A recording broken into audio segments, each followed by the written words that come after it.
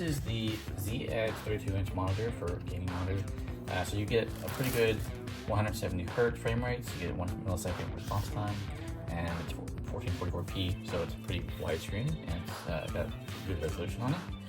It's very, very curved, so you can see from this case here, you get a nice little thick styrofoam casing to protect it when it's in there.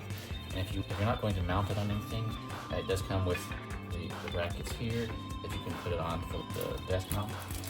And then you just put this screw in here and attach this to the back of the monitor. Now, it also comes with 2 different sets of mounting brackets for the back piece if you're not going to use the stand. And so I've actually got them already installed on the monitor, so we'll shift over and we'll show you that part of the monitor itself. So as you can see, the standard size of the mounting brackets here, if you have a bracket that goes all the way out, like this one does here, a little bit larger than the standard the one that does here. So to account for that, they've actually given some divots that go out a little bit further. And if you look all the way in there, you can see them coming out to make it so that you can get more access to those parts of the monitor.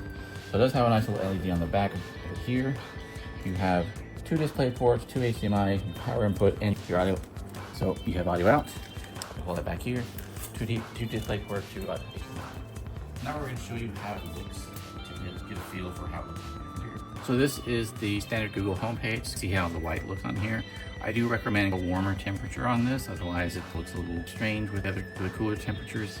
So a warmer temperature is going to look a little bit nicer on this particular monitor just because of the way that the color scheme is. It's very bright and vibrant color schemes, and so it's going to do a lot better with your warmer temperatures there. So you do have a nice little wide screen piece there. It's very large, 2560 by 1444, and it's good for the frame rates and everything else, so you don't have to worry about any of that.